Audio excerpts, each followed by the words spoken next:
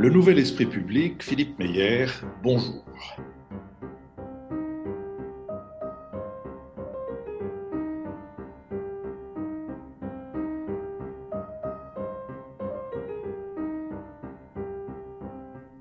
Bonjour, merci de nous avoir rejoints pour ce nouveau PADA, ce nouveau supplément. Comme vous le savez, depuis le début de la pandémie, nous essayons de savoir comment les choses se passent ou se sont passées dans d'autres pays. Ça nous a conduit à peu près dans tous les coins du globe, notamment grâce d'ailleurs à la complicité des auditeurs du Nouvel Esprit Public. Et aujourd'hui, nous retrouvons quelqu'un avec qui nous avons à plusieurs reprises eu l'occasion de dialoguer, Paolo Levi. Paolo, bonjour. Bonjour. Paolo, qui est correspondant à Paris de la Stampa et de l'agence de l'AFP italienne, si je puis dire. Ça montre par là le complexe de supériorité culturelle des Français qui ramènent tout à eux-mêmes. Et Paolo qui revient d'un voyage en Italie, avec le pays avec lequel il a évidemment gardé des liens constants. Paolo, est-ce qu'on peut commencer par parler du début de cette pandémie? L'Italie a été frappée de plein fouet en tout premier, ça a suscité des réactions de toutes sortes, pas toutes très bien informées, ni toutes très bien intentionnées, très intelligentes, notamment en France, de la part de certains hommes politiques et de certains commentateurs. Est-ce qu'on peut revenir là-dessus? Oui, absolument. Disons qu'au départ, en Italie, l'attitude de la France, mais je dirais plus en général les autres pays européens, notamment du nord de l'Europe, était celle de, voilà, on était tous un peu éberlués parce que on avait l'impression que, voilà, moi aussi, quand je me promenais ici dans Paris, où je croisais des personnes ou des amis français, tout le monde me disait, on est très proche de ce qui est en train de se passer en Italie, on est désolé, tenez bon, comme si ce virus était quelque chose qui pouvait s'arrêter à la frontière italienne et qui ne concernait pas la France aussi et les autres pays aussi. Chose qui était complètement ubuesque parce que c'est clair que exactement comme le nuage de Tchernobyl, un virus ne connaît pas de frontières, hélas. Et donc on était tous face à une menace commune qui nous atteignait tous, mais on avait l'impression que seule l'Italie devait réagir et que seule l'Italie était la victime de tout ça. Donc moi, j'ai commencé à chercher de dire à tous mes amis, et même quand j'ai eu la chance d'aller à la radio ou à la télévision, de dire le virus, il est certainement parmi nous, aussi ici à Paris. C'est seulement qu'on ne le dit pas. Ça, c'était la grosse différence. En Italie, je ne sais pas, par un concours de circonstances, on l'a dit en premier, du moins en Europe, et on a réagi en premier. Et donc, quand on entendait voilà, ces déclarations, mais des déclarations complètement hors sol, déconnectées de la réalité, on cherchait de nous expliquer, par exemple, que l'Italie avait un système sanitaire qui n'était pas comparable à celui excellent français, ou tout le fabuleux monde d'Amélie Poulain. Tout ça, voilà, a été très dangereux surtout pour la France, parce que la France, elle avait une chance incroyable, c'est-à-dire elle pouvait anticiper de 2-3 semaines ce qui se passait en Italie, juste en regardant ce qui était en train de se produire chez nous. Et elle a perdu du temps précieux parce que justement, elle était quelque part obnubilée, myope, en pensant que bon, les deux choses, que l'Italie n'était pas la France et qu'ici on aurait certainement mieux géré et que cette menace ne pesait pas sur la République française, alors qu'on était tous sur le même bateau. Et cette pandémie est aussi a été en tout cas une incroyable et puissante métaphore du fait qu'aujourd'hui, face aux défis, aux menaces du nouveau monde qui nous incombe dans un monde mondialisé, voilà, soit on tient bon tous ensemble en tant qu'Européens, on doit vraiment penser à l'échelle pertinente, qui est l'échelle d'un continent entier. Ensemble seulement, on peut faire la différence, mais si on continue à raisonner au niveau des États-nations, à se cloisonner un sur l'autre en pensant qu'un problème qui peut toucher l'Italie n'est pas aussi un problème qui peut toucher la France et vice-versa, on risque vraiment de succomber. Donc, c'est très, très bien cet accord qui a été annoncé à Bruxelles, historique, vraiment, comme l'a dit aussi le président Macron. Pour une fois, on peut lui passer voilà, une expression parce qu'effectivement, ça ouvre la voie à une Europe puissance, c'est-à-dire que l'Europe était aujourd'hui la seule grande puissance qui ne faisait pas son job de grande puissance. Et donc, le risque était celui de se faire complètement cannibaliser par la Chine, par les États-Unis, par toutes les autres grandes puissances qui, à juste titre, font leur métier de grande puissance.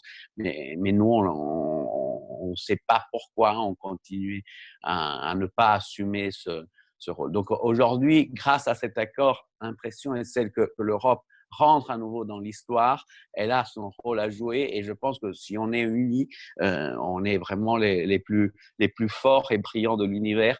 Et c'est pas un hasard si pendant toute la période de la pandémie, on l'a vu, il y a eu une propagande abjecte de la part de la Chine, par exemple, ou de la Russie aussi, pour tenter de nous diviser, parce que eux, ils craignent justement l'Europe unie. Et nous, l'Europe unie, on ne doit pas la craindre parce que si on est unis, vraiment, personne ne nous arrête. C'est un peu comme dans les Trois Mousquetaires, tous pour un pour tous. Voilà. Je pense que là est la clé de voûte pour qu'on puisse voilà, affronter le nouveau millénaire voilà, à la tête haute sans devenir des colonies des Chinois ou des Américains. On pouvait penser que l'attitude de la France et d'autres pays européens dont on vient de parler aurait des effets sur l'opinion publique italienne et notamment pourrait favoriser ceux qui en Italie tiennent le discours le plus nationaliste. Puisque les autres nous méprisent, on a tendance en effet à survaloriser nos propres qualités ou notre propre appartenance. Est-ce que ça a été le cas? Oui, totalement, totalement. Alors, la première période, disons, de la pandémie a été une période très, très, très, très inquiétante et c'est là où il y a eu un vrai risque de dislocation de l'Europe tout entière. C'est-à-dire que le discours, disons, des Salvini, des nationalistes, de ceux qui prétendent encore résoudre ces problèmes de cette envergure au niveau national, avait le vent en poupe. C'est-à-dire que, en plus, ce discours-là, voilà, de prima gli italiani, donc les Italiens avant les autres, ou en tout cas, ce discours souverainiste était alimenté en plus par une propagande qui venait de puissances étrangères comme la Russie, comme la Chine, et qui donnait encore plus qui rendait la chose encore plus inquiétante. Et c'est drôle de voir que des dirigeants et des responsables politiques comme Salvini en l'occurrence, mais on peut penser aussi à Marine Le Pen, qui se revendiquent patriotes, en fait, ils sont soutenus plus par des puissances étrangères qui cherchent de nous disloquer au niveau de la République et au niveau européen pour ensuite mieux régner. On ne va pas quand même refaire l'histoire, mais s'il y a un principe, par exemple, qui était celui des Romains dans l'Antiquité, c'était celui dividi et impera, c'est-à-dire diviser pour mieux régner. Alors franchement, que les Chinois ou les Russes utilisent un principe que nous-mêmes on utilisait il y a 2000 ans et qu'on se fasse embobiner par ce principe-là, franchement, tout cela serait d'une ingénuité sans pair. Donc, aujourd'hui, ce qu'il faudrait dire aux Salvini, aux Le Pen, c'est en tout cas le souhait qu'ils comprennent qu'aujourd'hui, pour être patriote, il faut être des patriotes italiens ou français, mais aussi européens. On n'est pas patriote seulement au niveau national. Le vrai patriote est celui qui défend, voilà, bien sûr, l'Italie, etc., mais aussi l'Europe, parce que c'est seulement à ce niveau-là, à cette échelle-là, qu'on pourra voilà, avoir le poids pour faire face aux autres grandes puissances. Donc, le discours, à la fin, on peut même dire, en tendant la main aux nationalistes, aux souverainistes, les populistes, disons les Salvini, on peut même leur dire votre discours n'est pas complètement déconnecté hors sol. C'est vrai qu'il faut récupérer une souveraineté qu'on a peut-être perdue, mais cette souveraineté ne doit plus être la souveraineté nationale parce qu'elle n'a pas assez de force, elle doit être une souveraineté européenne. Donc voilà, c'est ce paradigme qui doit changer. Et non, ça a été très dangereux parce qu'effectivement, comme tu disais Philippe, au tout début de la crise, disons pendant 1 mois et demi, 2 mois, ce discours-là de l'absence de solidarité de l'Europe, etc., avait le vent en poupe en Italie et on a vécu vraiment des semaines noires, avec vraiment le risque de dislocation de tout un continent pour la joie de nos concurrents. Donc, pour la joie des Chinois, pour la joie des Américains. Et heureusement, l'Europe, qui au départ a été un petit peu lente à réagir, mais c'est vrai aussi qu'on ne peut pas réparer un toit pendant l'orage. Généralement, soit on y pensait avant, soit on le répare après. Heureusement, il y a eu ensuite une réaction assez virulente et importante. Pensez seulement au fait qu'en 3 jours, disons, tous les clous de Maastricht, le fameux principe du 3%, qui était un tabou inviolable depuis 30 ans, a sauté, par exemple. Rien que ça, ou les annonces, je pense, de la Banque centrale européenne et jusqu'à l'accord d'il y a 2 jours sur la mutualisation de la dette, qui est vraiment quelque chose, une révolution copernicienne. Et c'est finalement, disons, ce que peut-être nos pères fondateurs appelaient de leur vœu en sortant de la Deuxième Guerre mondiale, c'est-à-dire une Europe finalement un peu plus solidaire. Il n'y a pas d'union sans solidarité. Malheureusement, ce message-là, c'était un petit peu perdu au fil du temps parce que on avait fait rentrer la Grande-Bretagne qui, quelque part, avait inoculé, il avait à transformer quelque part le projet initial en une sorte de projet néolibéral, un grand supermarché.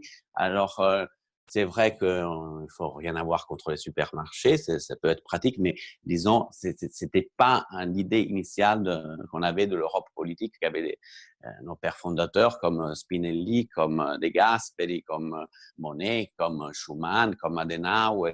Voilà, c'était quelque chose d'autre. Aujourd'hui, que la Grande-Bretagne est sortie, il y a finalement un extraordinaire alignement des astres. Ça a été l'occasion, voilà, de faire un bond en avant et Alors, c'était ou maintenant ou jamais, quoi, parce que il y a eu ce danger d'une sorte de reviviscence des nationalismes au début de la pandémie, mais il y a eu aussi, à l'intérieur de l'Italie, il y a eu la pandémie a frappé de manière très inégale.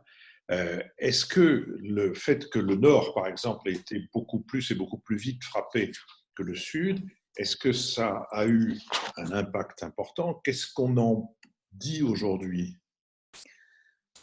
disons que le Nord est le centre névralgique de l'économie italienne. C'était toute la richesse, disons, la grande richesse, la majorité de la richesse industrielle italienne se concentre là-bas.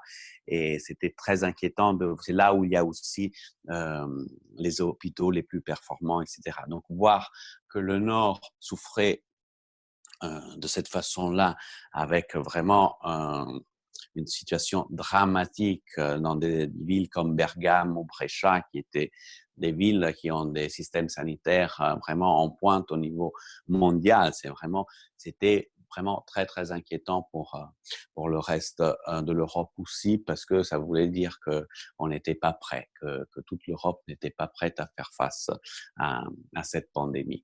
Et pour ce qui concerne le Sud, ça aurait été une vraie tragédie si le virus avait franchi la ligne Maginot de Rome, disons. Mais heureusement, cette ligne Maginot a tenu. Le Sud a été épargné parce que le Sud de l'Italie a un système et des hôpitaux bien moins performants que ceux du Nord.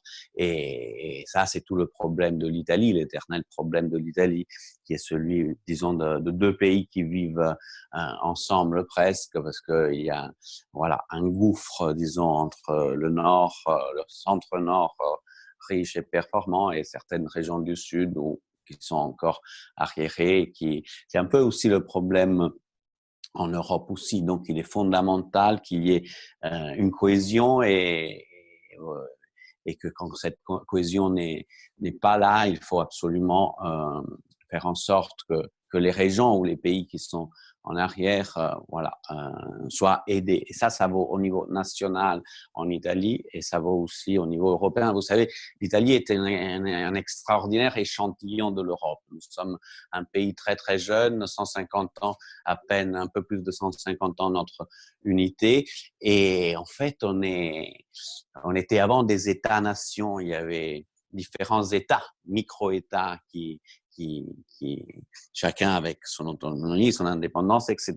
Et après, à un certain moment, on a décidé, même avec une contribution importante de la France, de faire l'unité italienne. C'est pour ça qu'à chaque fois qu'on me dit l'Europe, on la construira jamais, c'est impossible, etc. Moi, je cite tout le temps l'exemple italien parce que je dis que si on a fait l'Italie, si on a mis dans un même pays, dans une même nation, un Napolitain et un Milanais qui sont vraiment deux mondes complètement différents, opposés. Il n'y a rien de plus loin qu'un Napolitain et un Milanais. Si on a fait ça, on peut très bien mettre, je ne sais pas, un Athénien et un Berlinois ensemble. J'en suis persuadé. Donc, l'Italie et je pense aussi à la Belgique, ces pays, voilà, où la Suisse aussi, c'est des systèmes fédéraux ou néo-fédéraux qui peuvent être une inspiration pour pour l'architecture européenne de demain. Est-ce qu'on peut penser justement que la pandémie et le risque dont vous venez de parler, celui que le sud de l'Italie ait été frappé aussi durement que le nord, avec une inégalité flagrante dans les systèmes de soins, dans les équipements hospitaliers, etc., est-ce que cette pandémie et le risque qu'elle a fait courir peut accélérer le processus de, comment est-ce qu'on peut dire, de meilleure intégration du Sud dans la République italienne? En tout cas, il faut l'espérer. C'est celui du mezzogiorno, du midi de l'Italie, est un problème irrésolu depuis l'unité italienne. Donc, mais moi, je vois dans cette pandémie vraiment, il y a beaucoup de clichés et de blocages qui sont en train de sauter. Et je pense que ça peut être aussi l'occasion pour le Sud de devenir une avant-garde. Pensez par exemple, le Sud de l'Italie a été avant-garde dans ces derniers mois, je pense non seulement à la gestion de la pandémie, parce qu'ils ont été très très forts à bloquer quelque part l'avancée de l'ennemi invisible, des villes comme Palerme, mais même Naples, la Sicile, la Calabre ont été très peu touchés, ou la Grèce aussi. Pensez à la Grèce, qu'est-ce qu'ils ont été forts et performants, parce que justement, ils savaient qu'ils n'avaient pas des structures sanitaires à même de faire face à la contagion de toute une population, et ils ont su, à travers des mesures barrières très très fortes, contrer le virus. Et je pense aussi, par exemple, à la question des migrants. Pensez au port de Palerme, de Naples, quand Salvini, c'est-à-dire quand le gouvernement national bloquait l'accès des ONG, des navires des ONG comme l'Aquarius avec les migrants à bord, Palerme, Naples, ils se sont opposés, ils ont dit nos ports restent ouverts. J'ai l'impression aujourd'hui qu'il y a un retour, que ce sud-là est en train de montrer en tout cas l'exemple et la voie aux différents nords en Italie et en Europe aussi. Et ça m'étonne, moi je reviens de Rome, qui est généralement, mais moi je suis romain aussi, je connais très très bien mes concitoyens, disons, ils sont sympathiques, des bons vivants, ils aiment siroter des verres de vin en terrasse, etc. Mais ils n'étaient pas vraiment, disons, l'emblème de la rigueur et de la discipline.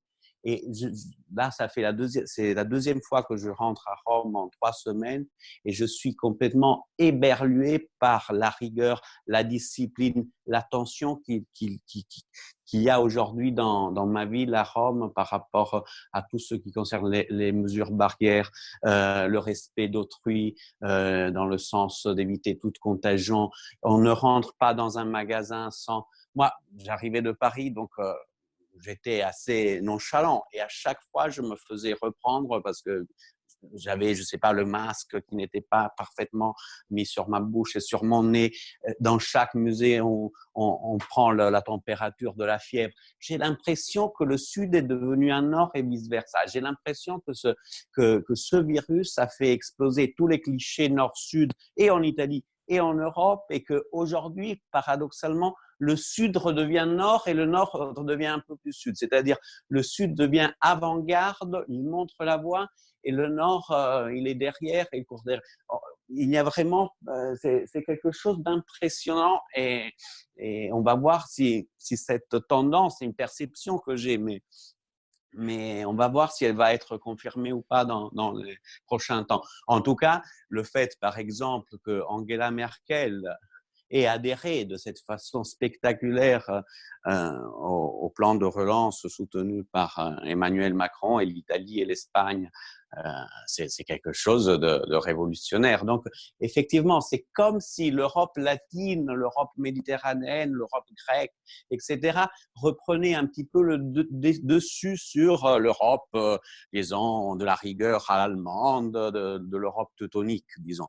J'ai l'impression qu'en ces 3-4 mois de pandémie, voilà, l'ordre, disons, l'organisation de l'Europe, qui était celle d'une Europe nordique prétendument rigoureuse, a laissé la place à une nouvelle Europe peut-être plus chaleureuse, plus humaine, mais pas moins disciplinée par rapport à un principe fondamental, crucial, qui est celui de la défense de la vie humaine à tout prix.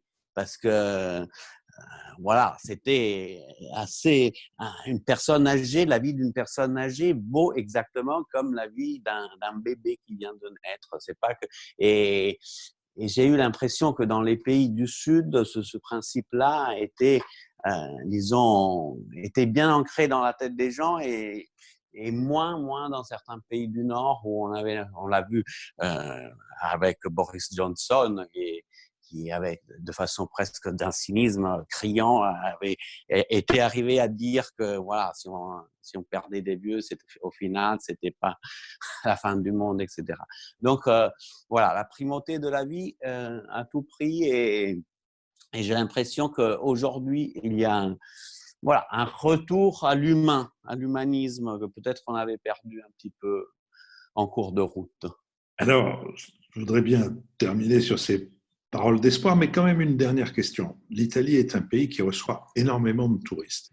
Le tourisme apporte des devises, il apporte peut-être aussi des connaissances des uns par les autres, il apporte aussi un certain nombre de dégradations qui quelquefois sont spectaculaires, et Venise, sur ce plan-là, a été le symbole de ces dégradations spectaculaires, avec ces paquebots de croisière qui sur le Grand Canal et qui faisait sauter en l'air tous les gens, même ceux qui ne sont jamais allés à Venise, se rendaient compte que c'était un sacrilège. Et puis là, la pandémie qui a stoppé toute espèce de flux touristique, et même toute espèce de flux à l'intérieur du pays lui-même, a tout à coup rendu Venise à elle-même, et on a tous vu avec énormément d'étonnement et je dirais aussi de joie, on a vu ces images des eaux à Venise redevenant transparente, ces canaux dans lesquels on voyait des poissons.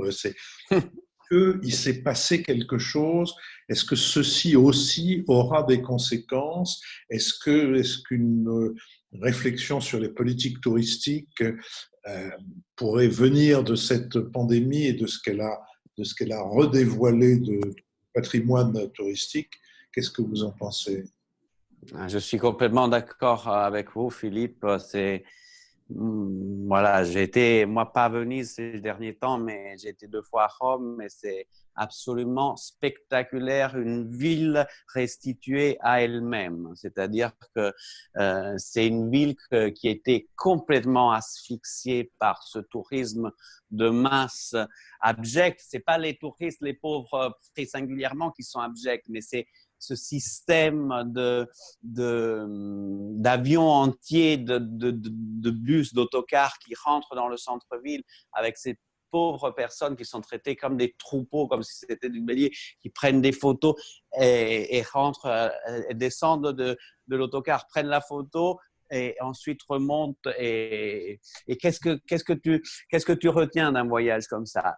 Aujourd'hui, moi, j'ai pris le vélo l'autre jour. C'est peut-être un discours un peu bobo, insupportable, mais j'ai traversé la ville de Rome et à la fontaine de Trévi, j'étais complètement seul. Seul, c'était pas à 5 heures du matin, seul à midi. Et cette fontaine, je l'ai vue pour la première fois quasiment de ma vie, alors que j'ai vécu là-bas pendant 35 ans. La Piazza di Spagna, la place Navone, tout ça respirait à nouveau. Tout ça était d'une beauté émouvante et époustouflante. Et j'ose même pas imaginer ce que est Venise aujourd'hui. Ça doit être encore plus beau et époustouflant. Donc, effectivement, il faut absolument aujourd'hui qu'il y ait une réflexion sur ça, un tourisme, nos villes, mais je pense aussi à Paris, qui gère beaucoup mieux les flux par rapport à Rome. Ça, il n'y a aucun doute sur ça. Mais effectivement, peut-être, je suis pas sûr qu'il y ait envie de retourner au modèle précédent. Il faut trouver de nouvelles, voilà, de nouvelles formules pour éviter ce tourisme de masse qui, au fond, voilà, il est perdant pour tout le monde parce que les touristes qui voyagent de cette façon-là, ils ne s'amusent pas, à mon avis. Mais ça, c'est prétentieux de le dire, mais voilà. Et après, il faut un respect aussi pour nos villes qui étaient en train d'étouffer, notamment en Italie. C'était horrible avec cette invasion aussi du plastique, des terres, de la pacotille chinoise. J'ai l'impression que cette crise est en train de nous réouvrir les yeux aussi sur peut-être consommer moins, mais consommer mieux. Ça vaut pour le tourisme, mais ça vaut aussi pour la nourriture, la gastronomie. J'ai l'impression qu'il y a un retour, du moins, disons, l'ADN de l'Europe est celui je pense, de l'art, de la beauté et des plaisirs de la vie. Nous, on doit investir sur ça parce que c'est notre ADN. Donc, chacun doit investir sur son identité parce que c'est son point de force. L'Europe, elle a ce point de force-là, elle a ce patrimoine extraordinaire. Donc, elle doit investir sur la qualité et non pas sur la quantité, parce que la qualité est notre pétrole. Donc, et ça vaut pour le tourisme comme ça vaut pour tous les autres secteurs économiques. Donc, je pense que oui, que comme vous dites, une réflexion est absolument nécessaire. Et donc, oui, il faut absolument trouver de nouvelles formules. Je pense qu'on va y parvenir, c'est sûr. Paolo Levi, merci beaucoup de ces paroles d'espoir et je dirais, d'exaltation même du sentiment européen et sans aucun doute, à très bientôt. Au revoir. Merci Philippe.